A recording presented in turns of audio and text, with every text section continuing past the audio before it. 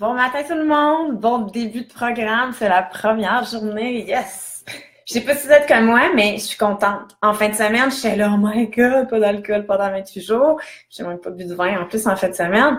Mais je suis contente, c'est comme si je suis prête à donner à mon corps un beau cadeau, à me nettoyer, à me sentir bien, à avoir plus d'énergie. Puis même si je suis quelqu'un qui mange très bien, on dirait que là, j'ai vraiment envie d'être consciente de mes choix à tous les jours. Puis c'est facile de pas être tout le temps conscient de nos choix.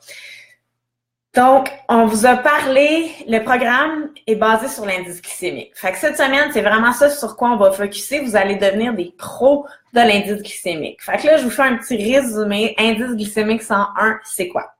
L'indice glycémique, ça a été créé à Toronto, à l'Université de Toronto, pour aider les diabétiques.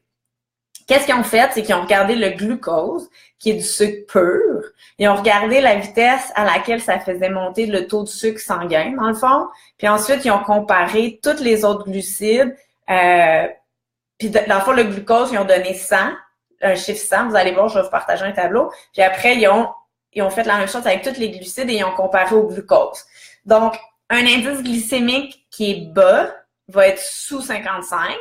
Il n'y a pas de calcul, il n'y a pas de pesage à faire. Vous ne le trouverez pas sur les paquets, les emballages à l'épicerie parce que c'est vraiment un calcul qui est en laboratoire.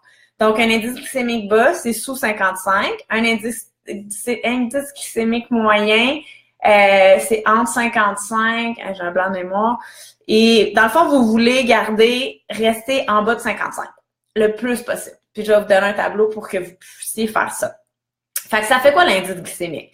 Imaginez que vous mangez un indice glycémique élevé. Puis manger un indice glycémique élevé, c'est pas nécessairement du fast-food. C'est des pâtes blanches, c'est du riz blanc, c'est des galettes de riz soufflé, c'est tout ce qui est instantané, l'avoine instantanée, le riz instantané, toutes ces choses-là, le sucre, bien entendu.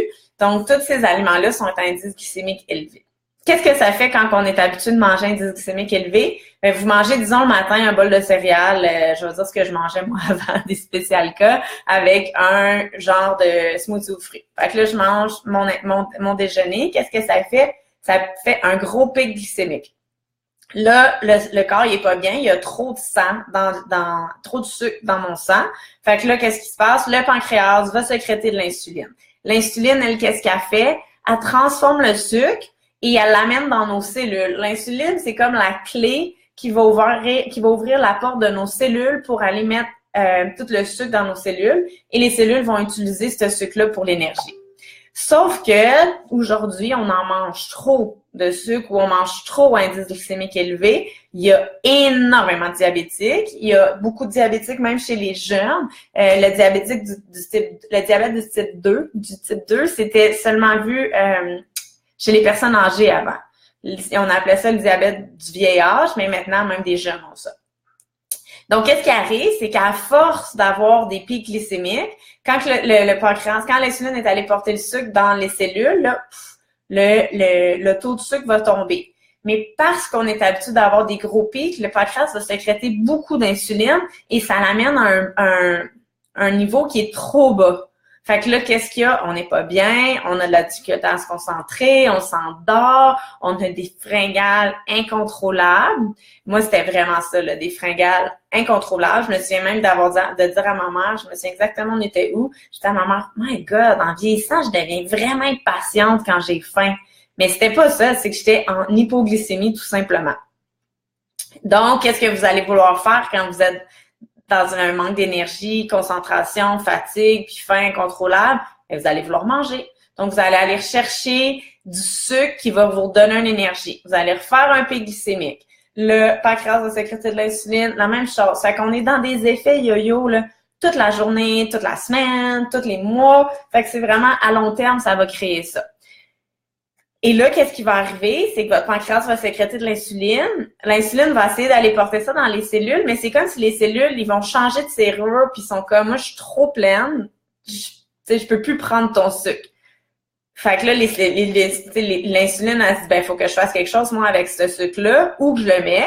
Et là, c'est vos cellules adipeuses qui, elles, ont énormément de place, vont dire, moi, je vais les prendre. Donc, les cellules adipeuses vont prendre tout ce sucre-là autour de la taille. Donc, les femmes, on va épaissir autour de la taille et les hommes, ça va être la fameuse bédaine de bière.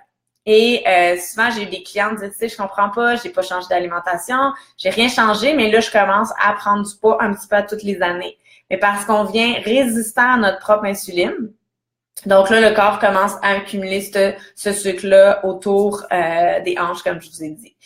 Et tant qu'on baissera pas, qu'on diminuera pas ces taux d'insuline-là dans notre corps, l'insuline, c'est comme un stress un petit peu, puis tant qu'on diminuera pas ces taux d'insuline-là, mais le corps va pas laisser aller le gras. Même si on a beau faire attention, faire de l'exercice, ça va être vraiment difficile d'éliminer du poids.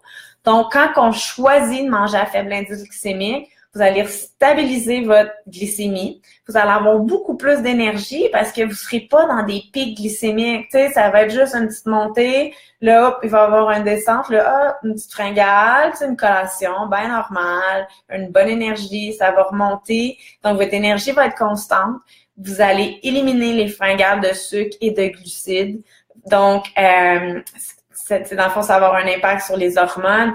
Vous allez éliminer du poids. Puis vous allez le maintenir surtout. Puis tu sais, j'ai été 15 ans à perdre du poids, donc je le sais c'est quoi. Et l'indice glycémique a vraiment fait une différence dans ma vie. Vous allez aussi diminuer beaucoup l'inflammation parce que cette insuline-là dans le corps, c'est très inflammatoire. Donc, on sait que toutes les maladies aujourd'hui se développent dans l'inflammation. Un corps qui n'a pas d'inflammation va avoir de la difficulté, ne sera pas un terrain propice au développement de la maladie. Donc, ça va être bon pour votre santé. Donc, perte de poids, énergie, élimination, on diminue, on élimine les fringales et on améliore notre terrain, on diminue l'inflammation. Donc, plein de bienfaits. Puis, qu'est-ce qui est le fun de l'indice glycémique, c'est que c'est vraiment simple. Hyper simple. C'est pas une diète, c'est pas quelque chose qui est dans la restriction, c'est vraiment un type, c'est une façon de s'alimenter, c'est un style de vie. Puis vous allez voir quand vous allez connaître qu'est-ce qui est indice glycémique élevé et bas, bien partout que vous allez aller, que ce soit au restaurant, chez vos amis, n'importe où, vous allez être capable de faire des choix qui sont à indice glycémique bas.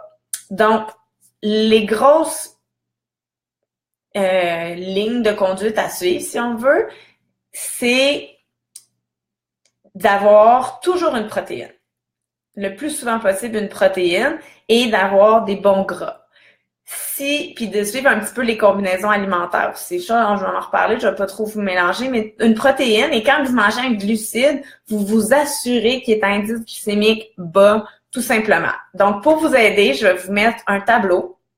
Vous allez voir, le tableau est classé par indice glycémique élevé, moyen et bas.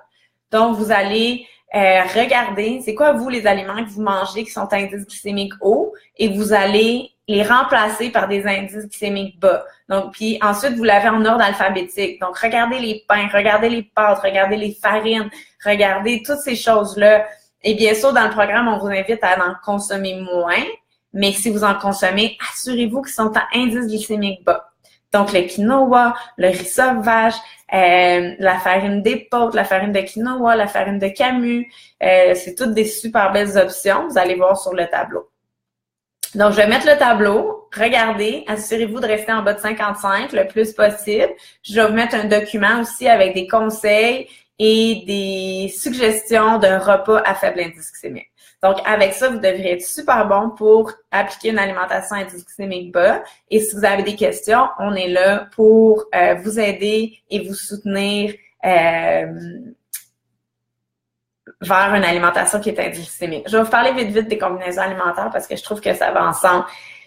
Les protéines et les glucides, ça va pas ensemble. Les féculents plutôt. Donc, mettons une viande avec du riz, une viande avec des patates, c'est très lent pour le système digestif, c'est très difficile pour le système digestif. Donc, vous allez ralentir la digestion, ça va être plus difficile d'éliminer et ça favorise pas une perte de poids et ça favorise pas non plus une énergie. Tu sais, parce que quand le système digère, on a tendance à être avoir moins d'énergie, puis faites le test. Prenez, disons, une poitrine de poulet avec des légumes puis du riz, puis regardez comment vous vous sentez après la digestion, puis une poitrine de poulet, disons, avec des légumes, seulement plein de légumes, salade, légumes.